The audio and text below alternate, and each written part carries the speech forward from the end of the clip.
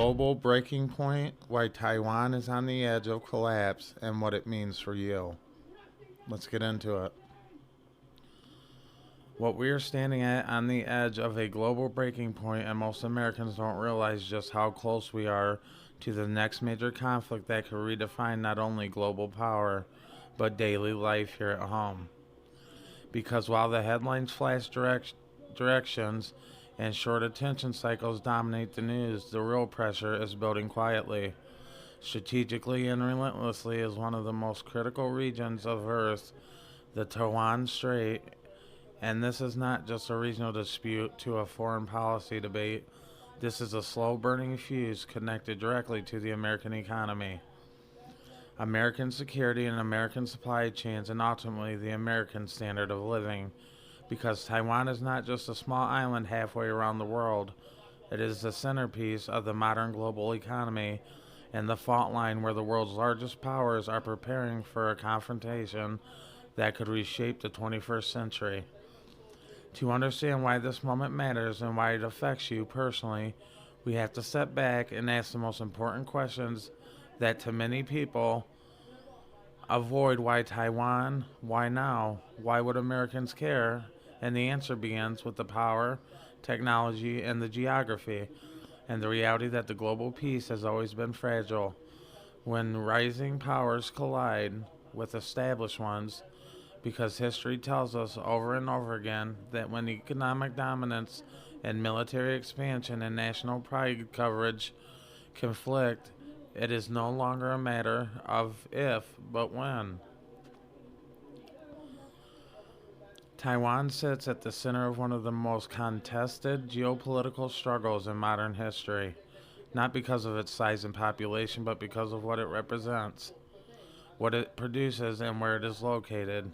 Because Taiwan is the world's most important producer of the advanced semiconductors, the tiny chips that power everything from your smartphone to cars to advanced weapon systems, artificial intelligence, medical equipment, and critical infrastructure. And without Taiwan's semiconductor industry, the modern world does not function. Planes don't fly, and the factories shut down.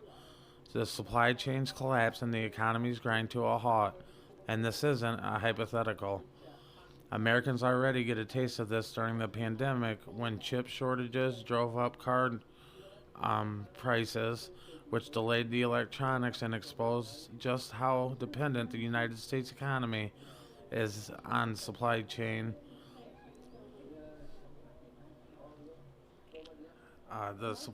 that runs through a narrow stretch of the water thousands of miles away, and that dependence has only grown since then, not shrunk. Despite the political premises and the domestic manufacturing initiatives that take years, not months, to become reality. At the same time, Taiwan's location makes it strategically invaluable because it sits along the first island chain that stretches from Japan through the Philippines, acting as a natural barrier to the Chinese naval expansion into the Pacific. And for China, Taiwan is not just an economic prize, it is a military getaway because controlling Taiwan should give Beijing greater access to shipping lanes, project power, and deeper into the Pacific, and challenges the U.S. naval dominance in a way that does not or has not been possible before. And this is why Taiwan is used by the Chinese leadership not only as a distant foreign state, but as an unfinished business, a symbol of national reunification, historical grievances, and political legitimacy. And this belief is deeply woven into of the Chinese political identity, not just in current leadership rhetoric, which makes compromise far more difficult than many Western analysts like to admit.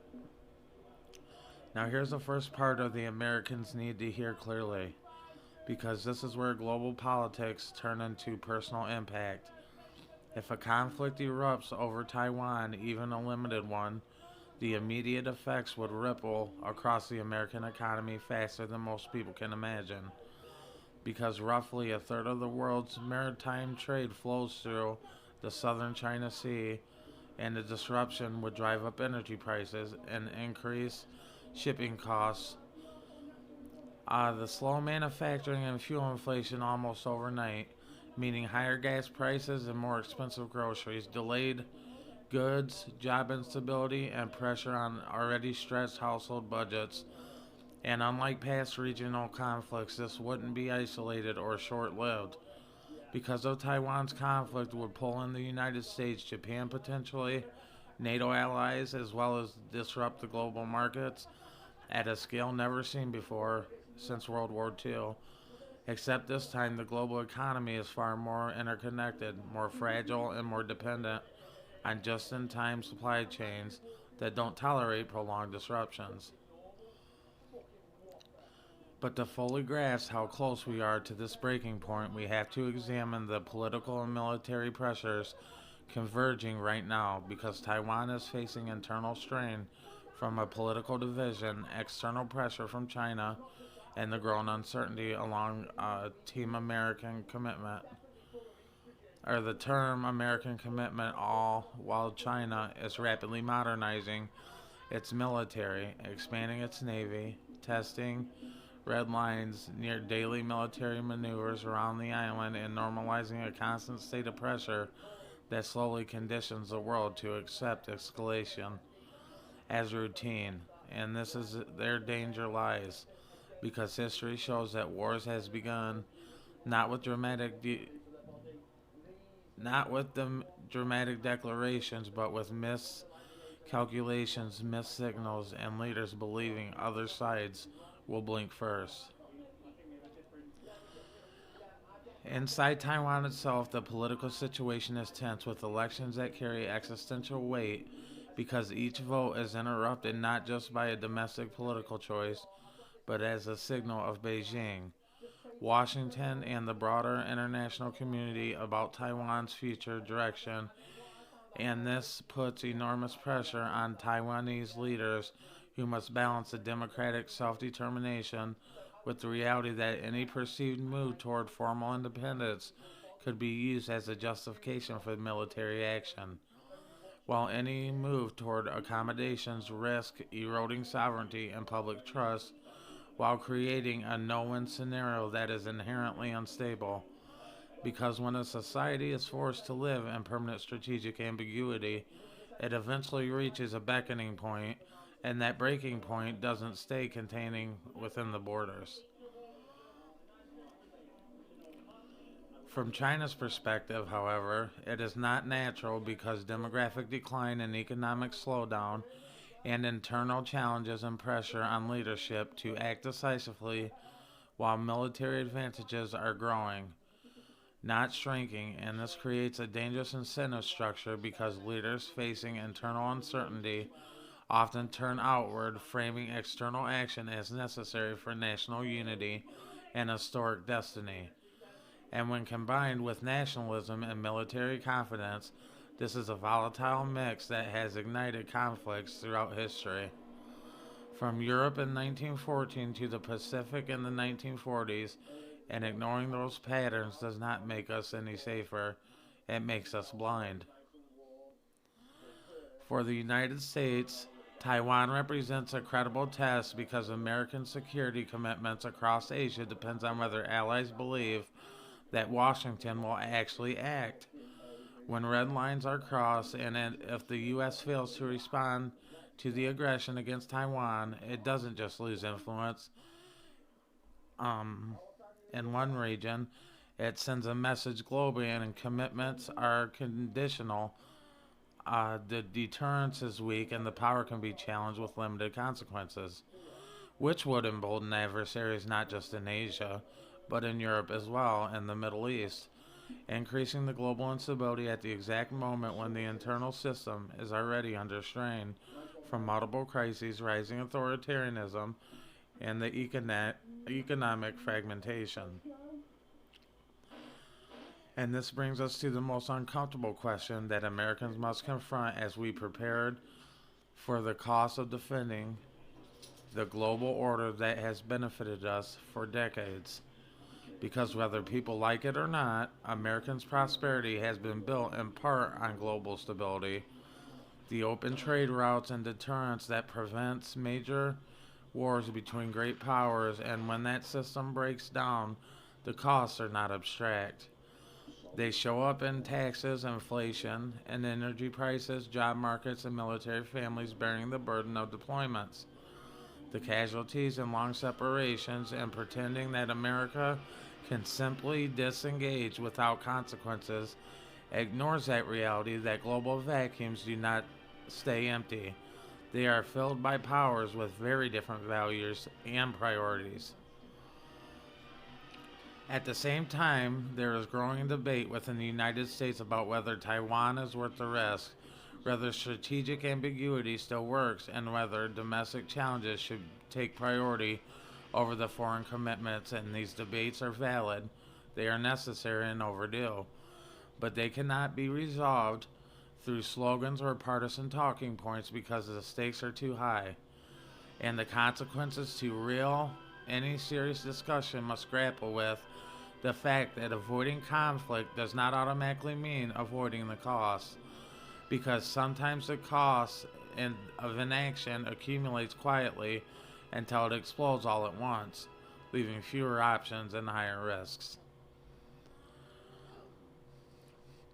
This is why Taiwan is not just a foreign policy issue, it is a mirror reflecting the state of the global system, the limits of deterrence, and its hard truth that post World War II order is under unprecedented stress, and whether it fractures violently or evolves peacefully will depend on the discussions that are made right now behind closed doors by the leaders who are balancing domestic pressure and strategic ambition and historical legacy.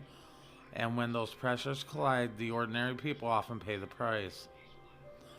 As Americans, the question is not whether we can afford to pay the attention to Taiwan, it is whether we can afford not to, because the next major global conflict is unlikely to announce itself in single dramatic events. It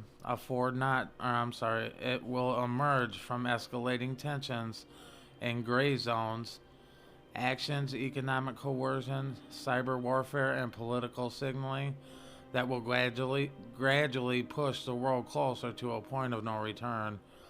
And by the time the average person realizes that's happening, the consequences will already be locked in, affecting everyone from the cost of living to the security of the nation. And this is only the beginning, because a true understanding of how close we are to the breaking point, we need to examine the military balance in the region, the whole American allies, the economic warfare already underway, and the scenarios that policymakers are quietly preparing for behind the scenes. Because the future is being shaped right now, not by what happens next year or next decade, but by the choices being made in this moment, under pressure, uncertainty, and competing visions of world order. To understand how just fragile the situation around Taiwan has become, we have to strip away the political talking points and look directly at the military reality unfolding in the Indo-Pacific. Because beneath the surface of diplomatic language and strategic ambiguity, the balance of power is shifting faster than most. Americans realize, and the decisions made now are narrowing the space of peaceful resolution, whether leaders publicly admit it or not. Because China is no longer preparing for a hypothetical future conflict, it is actively rehearsing for one. And those rehearsals are happening in plain sight through naval exercises, airspace incursions, missile deployments, cyber operations, and economic pressure campaigns that together form a comprehensive strategy designed to exhaust Taiwan psychologically, test U.S. response thresholds, and normalize the idea that force is an acceptable option. The People's Liberation Army Navy is now the largest navy in the world. With the ship count, while numbers alone do not determine victory, they matter immensely in a regional conflict where proximity favors a side operating close to home. Because China can surge forces rapidly and replenish them quickly and sustain pressure over time, while the United States would be fighting thousands of miles from its mainland, dependent on the vulnerable supply lines forward, states would be fighting thousands of miles from its mainland, department, and vulnerable supply lines, forward bases, and political cohesion among allies that cannot be taken for granted. China's military modernization has been laser focused on the mission above all others, denying United States forces across the region long enough to present the world with a fiat accompli, I'm sorry, accompli a scenario where Taiwan is effectively neutralized and controlled before Washington can mount a decisive response. And this strategy revolves around anti access and area denial systems, including advanced missile capable of targeting aircraft carriers, bases in Japan and Guam, satellites, and critical communication infrastructure, meaning the opening phase of any conflict would not look like traditional warfare, but rather a sudden, overwhelming attempt to blind, disrupt, and paralyze the American command and control financial system and logistics, all while presenting policymakers with an impossible choice between the escalation and acceptance. For Americans at home, this matters because the modern warfare no longer stays on the battlefield. Cyber attacks would likely hit power grids, financial institutions, transportation systems, and communication networks, creating domestic disruption that blurs the lines between the foreign conflicts and the homeland impact. And this is not speculation, it is openly discussed in military planning documents and war games that consistently show civilian infrastructure becoming a primary target. At the same time, Taiwan itself faces immense challenges in preparing for defense because while it has invested heavily in asymmetric capabilities designed to raise the cost of the invasion, including missile systems, naval mines, and hardened infrastructure, it must also contend with intentional political divisions, demographic constraints, and the psychological toll of living under constant threat. And this is where prolonged pressure becomes just as dangerous as direct attacks, because a society under permanent stress is more vulnerable to disinformation, economic coercion, and the political manipulation, all tools that China has used extensively to shape public perception and weaken the resistance without firing a single shot. For China, the ideal scenario is not a bloody invasion, but a gradual erosion of Taiwan's will resist, combined with intentional fatigue and hesitation, creating a moment where the action appears inevitable and resistance futile. Now layer onto this role of the America's allies, because Taiwan's conflict would not be bilateral war. It would be a regional and a potentially global confrontation involving Japan, South Korea, Australia, the Philippines, and possibly European partners, whose economic interests are deeply tied to the Indo-Pacific stability. And each of these nations faces its own domestic constraints, the political calculations, and the risk thresholds. Meaning, coalition warfare would be complex, slow to mobilize, and politically fragile, especially if the conflict escalates beyond conventional weapons or drags on for months rather than days.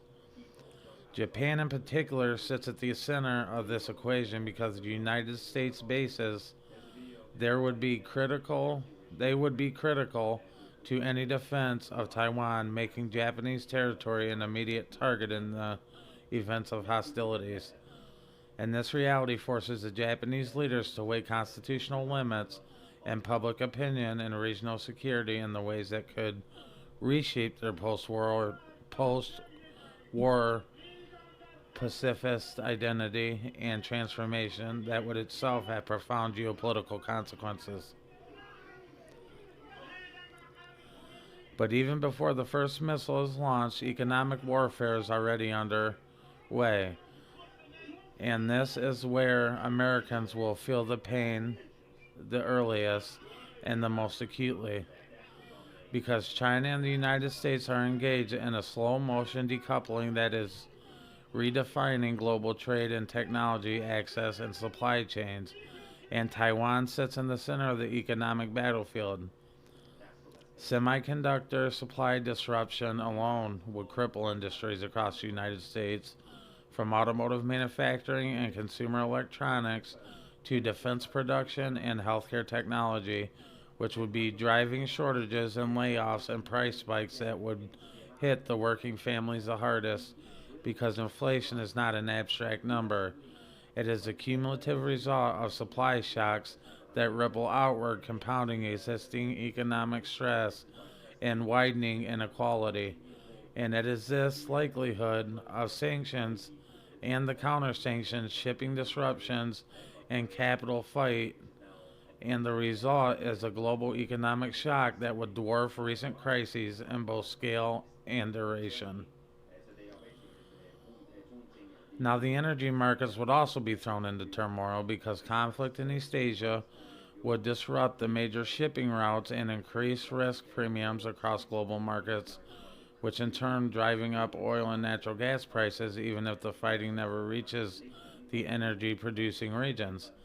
And the higher energy cost functions like a tax on everything, raising transportation expenses, manufacturing costs, and household utility bills, simultaneously squeezing consumers while eroding the business confidence. In this kind of environment, historically, will lead to reduced investments and slower growth, and the increased political polarization creating feedback loops that make recovery more difficult and the instability more persistent. For the United States government, a Taiwan conflict would force immediate and painful trade offs because of the resources diverted to the military operations, and alliance support would limit the fiscal flexibility at home, while political pressure to respond decisively would collide with public war fatigue after decades of conflict in the Middle East. And this tension would play across elections, media narratives, and the social discourse, potentially fracturing national consensus at the very moment unity is most needed. This is not a hypothetical because intentional division has become a strategic vulnerability openly acknowledged by the adversaries who see political polarization as an opportunity to weaken American resolve and deterrence. Another critical dimension that rarely gets discussed openly is the role of a nuclear escalation, the risk because while no one wants to imagine a nuclear conflict, the deterrence theory exists precisely because of the great power wars carry the existential stakes, and when conventional options appear insufficient or decisive outcomes seem unattainable, the temptation to signal resolve through escalation increases. Even if actual use remains unlikely, and this dynamic alone reshapes strategic calculations, crisis management, and public fear in ways that cannot be undone or introduced. The mere presence of a nuclear armed state and opposing sides raises the cost of the miscalculation exponentially, making the communication failures, misinterpreted signals, and the rapid escalation far more dangerous than in conflicts involving non nuclear actors. For the ordinary Americans, the cumulative impact of these dynamics would be felt in ways that are deeply personal yet often overlooked in geopolitical discussions, because higher prices, job insecurity, and market volatility with increased government spending and defense all translates into real world consequences that shape the daily life. For retirement accounts and housing markets to healthcare access to education funding, and when combined with the psychological weight of global instability, these pressures can alter social behavior, political engagement, and the long term planning across the entire society. This is how distant conflicts become domestic crises, not through sudden catastrophe alone, but through sustained stress, which erodes confidence and resilience over time. And this brings us to the critical realization that the Taiwan flashpoint is not isolated. It is interconnected with broader global shifts, including Russia's challenge to the European security order, instability in the Middle East, and the emergence of more fragmented, competitive world where power is contested openly rather than managed cooperatively. And in such environment, which conflict reinforces other I'm sorry, reinforces others, stretching diplomatic bandwidth, military capacity, and the economic resilience to their limits. A war over Taiwan would not occur in a vacuum. It would occur in a world already strained by overlapping crises, increasing the risk that escalation as one region triggers opportunistic actions elsewhere, multiplying the scope and scale of the instability. Now, as we look ahead, for most unsettling aspects of the Taiwan situation is not any single event or decision, but the convenience of trends that will point towards a heightened risk, narrowing options, and diminishing margins for error. Because when military participation accelerates, political rhetoric hardens, and the economic independence becomes weaponized, and domestic pressures push leaders towards decisive action. The space for compromise shrinks rapidly, and the world moves closer to a moment where the choices are made under extreme pressure with consequences that cannot be reversed. And yet, despite all this, the future is not predetermined because deterrence, diplomacy, and the strategic restraints still matter, but they require clarity, credibility, and public understanding, and not complacency or denial. And this is where informed engagement becomes critical because citizens who understand the stakes are better equipped to demand accountability, nuance, and foresight from leaders who hold the power to shape outcomes. The question is not whether conflict is inevitable, but whether the world can navigate this dangerous period with crossing a line that leads to irreversible consequences. Irreversible consequences. Man, my language is bad today. I apologize for that. And the next part, we need to confront the hardest questions of all, including whether strategic ambiguity still works, what realistic off ramps exist, and to prevent escalation, how misinformation in the media narrative shape public perception, and what Americans should realistically prepare for if tensions continue to rise rather than ease. Because the understanding of the path forward requires confronting uncomfortable truths about the power, sacrifice, and the limits of control in an increasingly volatile world.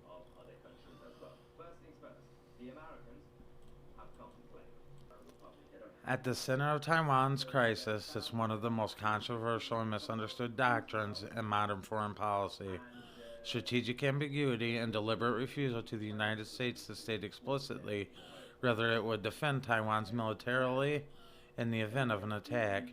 And while this approach was designed decades ago to deter both unilateral Taiwanese moves toward independence and Chinese aggression, which simultaneously its effectiveness in today's environment is increasingly questioned. Because of ambiguity relies on uncertainty, and the restraint and of both are in short supply in a world where the military capabilities are transparent. Political incentives reward boldness, and information spreads faster than diplomacy can keep up. For years now, strategic ambiguity worked because the costs of the escalations were clearly understood, and the balance of the power discouraged rash actions. But today, that balance is shifting, and the ambiguity risk being interpreted not as discouraged for rash action, but today that balance is shifting, and the risk is being interpreted not as I'd say not as a caution, but as hesitation, inviting miscalculations at the worst possible moment, I would say. China's leadership must decide whether the American ambiguity still masks credible commitment or signals declining resolve, and this calculation is influenced not only by the United States military posture, but a domestic political dysfunction and a withdrawal from the past conflicts and public fatigue with its foreign wars, all of which are closely observed and analyzed in Beijing. And when combined with nationalist pressure at home, this creates a dangerous feedback loop where the leaders may feel compelled to act decisively to secure the legacy and legitimacy. At the same time, Taiwanese leaders must interpret ambiguity as a reassurance, enough to deter the invasion while still limiting the provocative actions, a balancing act that grows more difficult as public opinion, generationally, identity, and democratic expression push against the imposed limits of the sovereignty. Meanwhile, the American public is largely disconnected from the reality of how these doctrines operate. Because of the media environment rewards outrage and immediacy rather than the context and the complexity, and this creates a distorted perception of the global risk, where sudden crises feel unexpected even though they have been building for years, and their foreign policy debates are framed in a simplistic terms that obscure trade-offs and consequences. This is not accidental because the modern information warfare thrives in confusion, the emotional manipulation, and the polarization, and adversaries invest heavily in shaping those narratives. They also weaken public trust in the institutions and alliances and the very idea of a collective action. And the Taiwan crisis would be accompanied by a flood of disinformation designed to fracture Americans' opinions, which will sow doubt about the motives, exaggerated costs, and to amplify fear. All of which the goal is of paralyzing decision making and eroding unity before decisive action can be taken. Social media platforms will become battlefields in their own right, with competing narratives framing the conflict as either unnecessary foreign entanglement or an existential struggle for global order, and the speed of which misinformation spreads would outpace official response, creating an environment where perception becomes reality and emotional reaction is driven political pressure. Now, this matters because the modern democracies fight wars not only with weapons but with consent. And when the public understands it is shallow or distorted, leaders face constraints that adversaries without such institutions can exploit in the sense. The information domain is not secondary, it is foundational for shaping whether deterrence holds or collapses under the pressure. Another often overlooked dimension of the economic and psychological preparation of society for prolonged instability is because even if Taiwan's conflict never escalates into a full scale war, the sustained tension alone would alter the behavior. Investment patterns and policy priorities are business hedge, risks, social programs, and the slow bleed can be just as damaging as a sudden shock because it normalizes the scarcity, anxiety, and the zero sum thinking, gradually reshaping political culture in ways that are difficult to reverse. For Americans, this would mean living in an era where the volatility is not an exception, but the baseline, influencing everything from career choices and retirement planning. So what are we offer? So what are the off ramps? You might ask, if any, and are they realistic? Because hope without strategy is just denial. And the uncomfortable truth is that while diplomacy remains essential, it leverages is constrained by the structural forces that limit the compromise, because Taiwan's democratic identity and China's national narrative are fundamentally at odds with each other, and neither side can easily retreat without significant domestic backlash. Confidence building measures, crisis communication channels, and incremental de escalation steps can also reduce the risk of the accidental war, but they cannot eliminate the underlying conflict, which is rooted in incompatible visions of sovereignty, power, and the regional order. Economic interdependence, once caught up by stabilizing force, now function as both deterrent and a weapon.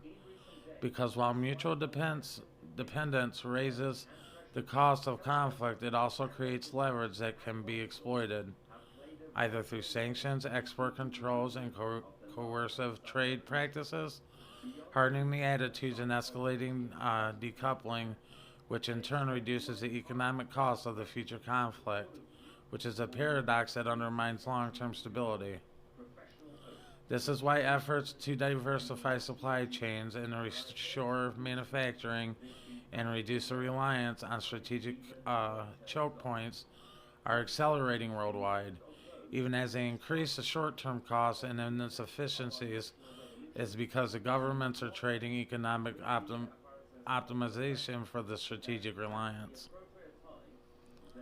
Now, for the United States and it preparing for world where Taiwan remains a flashpoint means confronting trade-offs that have been deferred or decades, including the cost of maintaining forward military presence and investing in the domestic industrial capacity.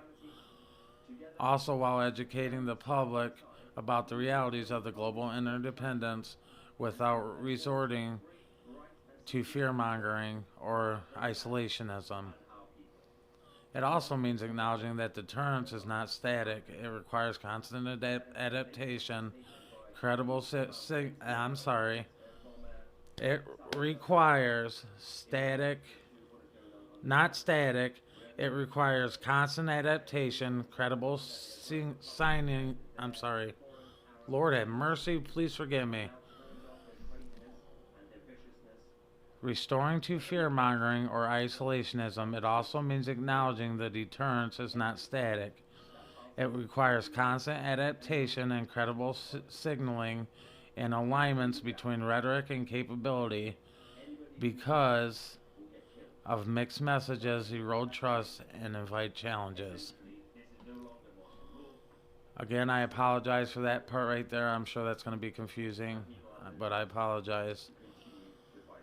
At the individual level, Americans could not or should not panic, but they should be realistic because preparation is not about stockpiling and retreating from the world.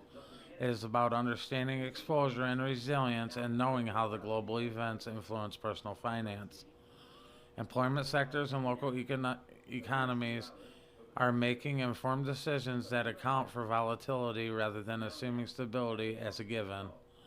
This includes recognizing which industries are most vulnerable to the supply disruptions, how energy prices affect household budgets, and why the foreign policy decisions translate into domestic outcomes more directly. The hardest truth to accept is that there is no clean outcomes to a great power competition, only manage risk and imperfect choices. And the goal is not to eliminate the danger entirely, but to navigate it without triggering catastrophe. And this requires a level of public maturity and leadership honesty that is often lacking in modern politics. A Taiwan conflict would test not just military strength, but institutional resilience.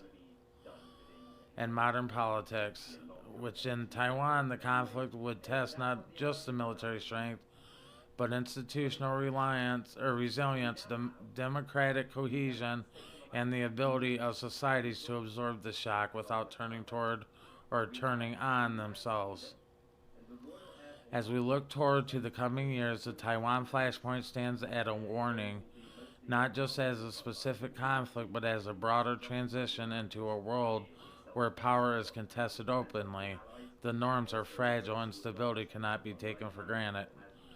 And whether this transition is managed through restraint and adaptation or descends into confrontation, it all will depend on decisions made by the leaders, institutions, and informal citizens alike. The questions facing Americans is not whether they want to be involved in the global affairs, but rather they are prepared to live with the consequences of a world where disagreement carries risk equal to engagement. And this is where the conversation must evolve, not just beyond the fear and the fatalism, but towards accountability, foresight, and an honest reckoning with the cost of maintaining a global order that, while, although imperfect, has delivered unprecedented prosperity and relative peace. Because the alternative is not isolationism and safety, but fragmentation and instability. And the choices made now will shape not only just the next election cycle, but the trajectory of the global history for generations to come. Alright, guys, this section we're going to focus on is long term and global realignment, America's internal transformation, and what that looks like. And after the breaking point, whether conflict happens or not, we're now beyond warning and into the consequence stage. And we are heading into the next one, so here we go. Now, what often gets lost in the noise of breaking news and speculative headlines is that the most profound consequences of Taiwan's flashpoint would be confined to the moment of conflict itself, but would unfold slowly over the years, reshaping global power structures and redefining America's role in the world, and permanently altering how everyday life functions for millions of people. Because once a great power confrontation crosses certain thresholds, even with a full scale war, the world does not simply revert to how it was before. It reorganizes around new assumptions and new alliances and the new fears. And this is a stage where we already are entering, whether shots are fired or not. The Taiwan crisis is not just a test of deterrence, it is a catalyst of accelerating a transition toward a fractured global order.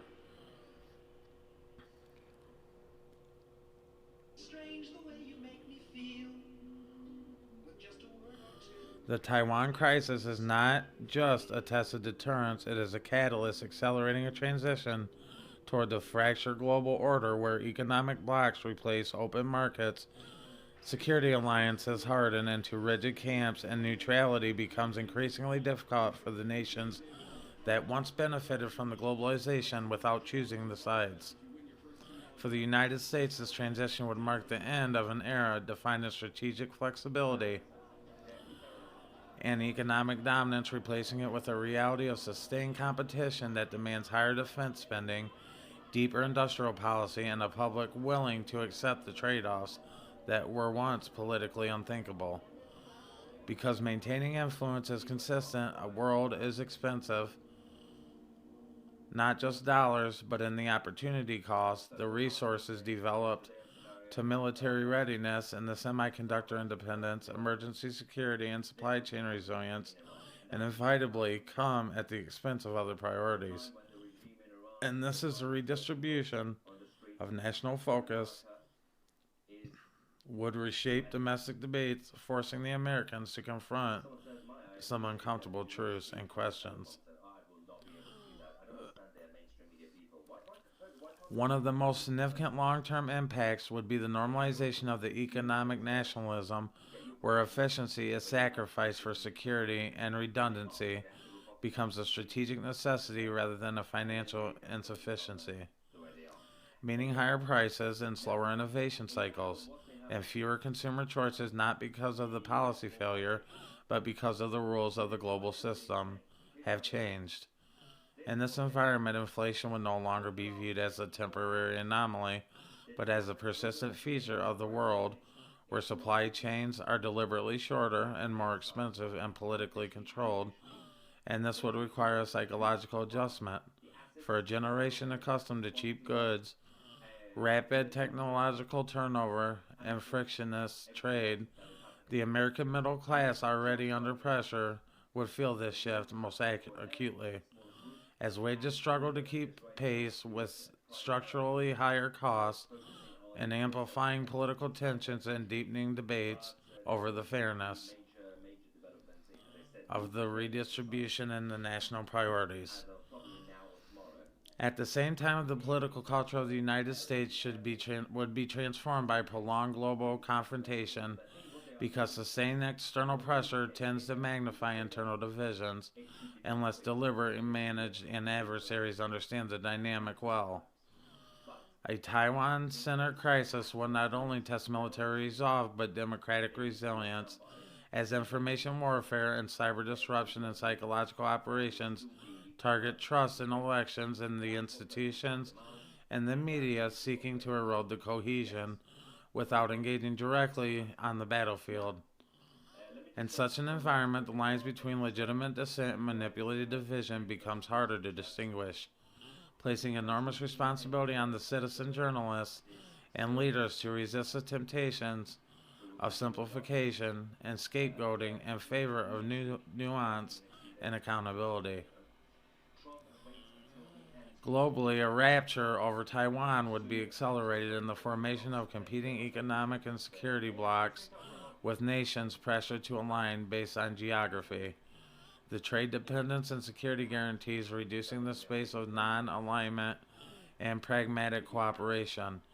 This would reshape international institutions and weaken the global governance mechanisms and increase the likelihood that the future disputes are resolved through power rather than process, creating a more volatile and less predictable international system for developing nations caught between major powers.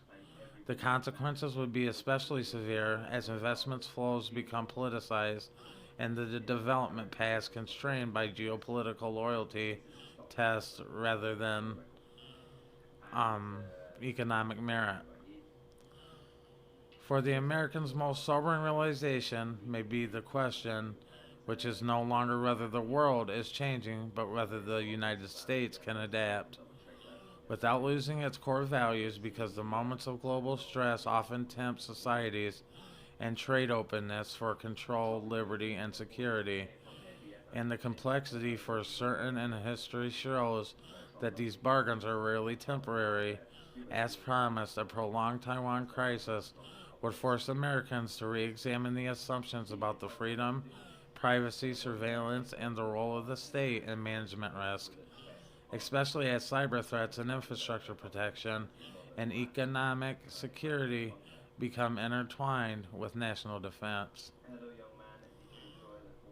And yet, within the uncertainty lies an opportunity because the periods of global alignment also create the space for the renewal of innovation and redefinition.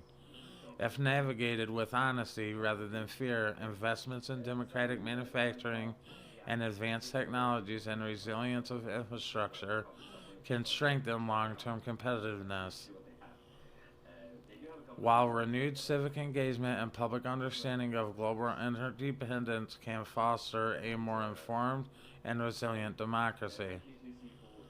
Now, these challenges in ensuring that these adaptations are driven by strategic foresight rather than the reactive panic, because of the latter, after leads to overreach, exclusion, and long term damage to the social cohesion. Ultimately, the Taiwan flashpoint forces a reckoning with a reality that can no longer be deferred. That American prosperity has always been intertwined with global stability, and the disengagement is not cost free alternative for leadership, but a different kind of risk, a one that shifts the burden from deliberate choices to forced reactions. Whether conflict erupts or is narrowly avoided, the trajectory is clear.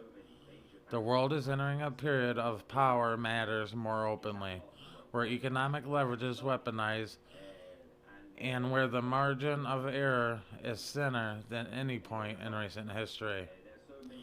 The defining question for the Americans is not whether they can return to a simpler past, but whether they can shape a more stable future under harder conditions.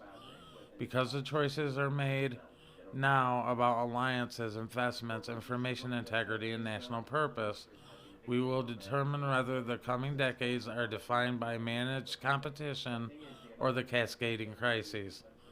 Taiwan is not just a test of policy, it is a test of preparedness, a test of perception, and a political maturity And how this test is met will echo beyond one island, one election, or one generation. All right.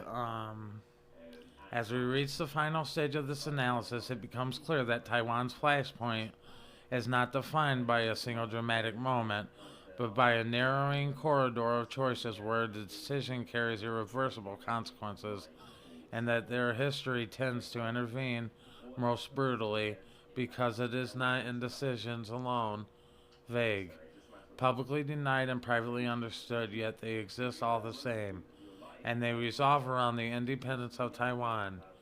Even the symbolic would almost certainly be treated by Beijing as an existential challenge to regime legitimacy, not negotiable political acts, while a Chinese blockade seizure of outlying islands are or kinetic strike framed as a limited operation would force the United States into a decision point where ambiguity collapses into action of acquiescence and other paths reshape global order permanently.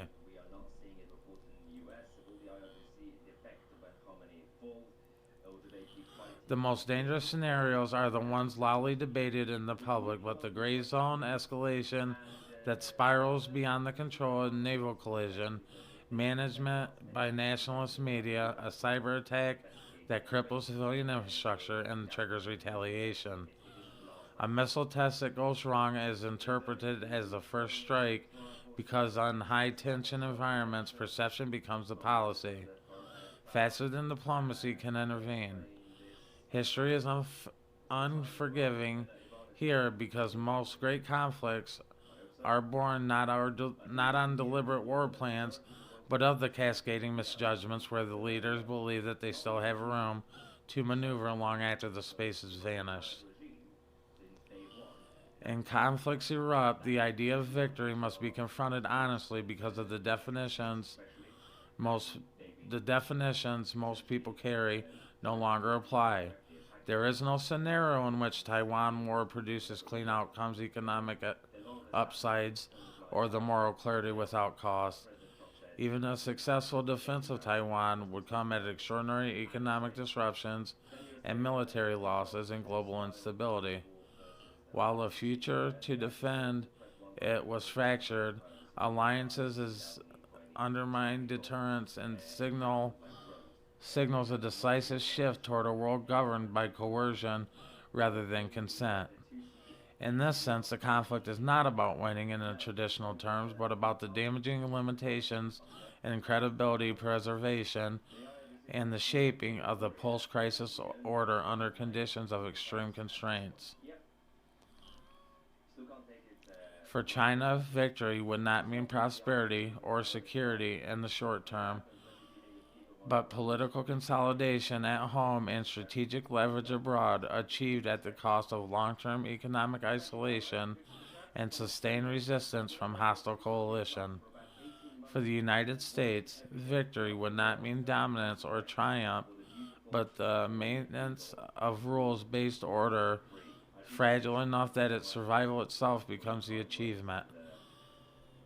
And for Taiwan, the survival is victory, not to ideological terms, but in the preservation of the agency, identity, and democratic continuity in a world increasingly hostile to small states caught between the great powers. This is why history is unlikely to judge this moment by the battlefield outcomes alone, but rather leaders recognize the nature of the transition underway and act with foresight rather than nostalgia. The post Cold War illusion that economic integration alone and neutralized power politics has already collapsed, and Taiwan stands as the clearest proof of globalization, which did not erase the geopolitics, it merely postponed it. Future historians will risk rather decision makers understand what they were managing, not a crisis, but a transformation, and whether societies were prepared to absorb the cost of the adaptation. without sacrificing their core principles. For Americans, this moment represents a quiet but profound shift in the national responsibility because it questions is no longer whether the United States wants to lead, but rather it understands what leadership costs in an era where dominance is contested and um, certainty is gone. Leadership now means managing decline relative to rising powers without surrendering the values, investing domestically while remaining globally engaged, and speaking honestly to citizens about the risks rather than shielding them with comforting illusions. It means acknowledging that the restraint is not a weakness, but the passivity can be a trial, and that is the hardest decision, which are often, at the least, essentially satisfying ones. The Taiwan flashpoints will either be remembered as the crises that triggered the catastrophic rapture or as a moment when the world narrowly avoided one by accepting limits, rebalancing the power, and redefining the deterrence for a new era, but what will never be remembered as is irrelevant because it is significant as deterrence for a new era.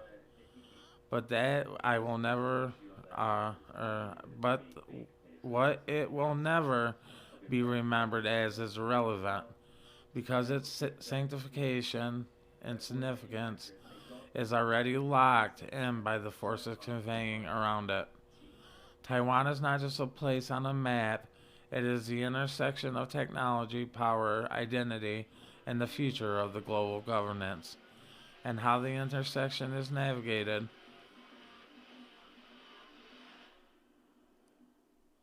will shape the lives of people who never once thought about the Taiwan Strait until precise rose markets fell or the history knocked at the door.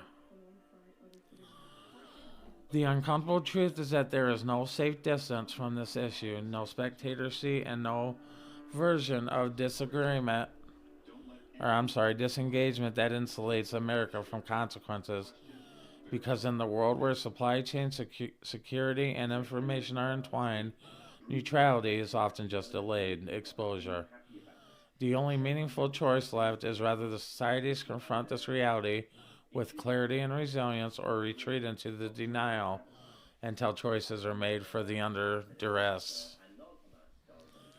In the end, this is not a story about Taiwan alone. It is a story about the end of the strategic comfort and the return of the consequential decision making and the burdens placed on the free societies to prove the openness, restraint, and cooperation can survive in a world where power once again speaks loudly. History will not ask whether this moment was difficult, it will ask whether it was understood and whether those who lived through it rose to the responsibilities of shaping what came next, rather than surrendering to a fear of fatigue or fatalism. And this and that is a real breaking point, not a single missile launch or a diplomatic collapse, but a moment when a society decides whether it will engage the future with eyes open, prepared to pay the price of stability or drift. Drift into a world defined by the reaction rather than the choices, and the answers to the questions will echo far beyond Taiwan, far beyond this decade, and far beyond any single nation, because this is how eras end and new ones begin. Um, I want to thank you for watching, and if you enjoyed this, please like, share, and comment on it. Tell me what you all think. And until next time, I'll see you later. Peace.